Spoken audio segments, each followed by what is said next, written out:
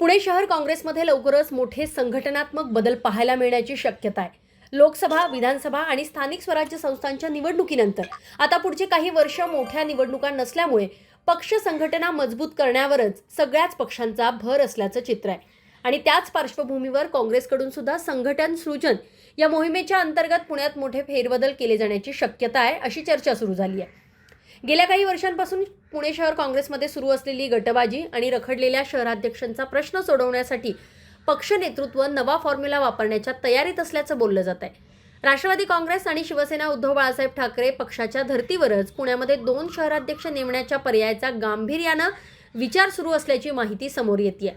पुण्यातल्या 8 विधानसभा मतदारसंघाची विभागणी करून प्रत्येकी 4 मतदारसंघांची जबाबदारी 2 शहराध्यक्षांकडे दिली जाऊ शकते आणि त्यामुळे कार्यकर्त्यांमधील नाराजी कमी होऊन संघटनात्मक कामाला वेग मिळेल असा पक्षातील वरिष्ठ नेत्यांचा अंदाज आहे.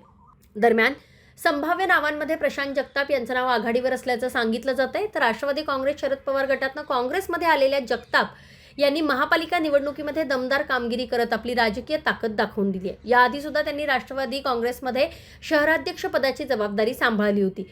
मात्र ते संपूर्ण पुण्याची जबाबदारी मिळावी यासाठी इच्छुक असल्याची चर्चा आहे. प्रशांत जगताप यांच्या नावासोबतच संजय वालगुडे त्याचबरोबर दीप्ती चौधरी यांच्या नावाची सुद्धा पक्षामध्ये चर्चा सुरू आहे. तर दुसरीकडे माजी मंत्री रमेश बागवे यांचा मुलगा अविनाश बागवे यांचं नावही चर्चेत आहे. नगरसेवक म्हणून काम करताना आक्रमक आणि अभ्यासू युवा नेता अशी त्यांची ओळख निर्माण झाली आहे. त्यामुळे आता पुढील आठवडाभरामध्ये पुणे काँग्रेसच्या नव्या नेतृत्वाबाबत अंतिम निर्णय जाहीर होण्याची शक्यता आहे. आणि आता शहराध्यक्ष पदाची माळ कुणाच्या गळ्यात नक्की पडते हे पाहणं तितकंच महत्त्वाचं असणार आहे. Bureau report, Lokmat video, Pune.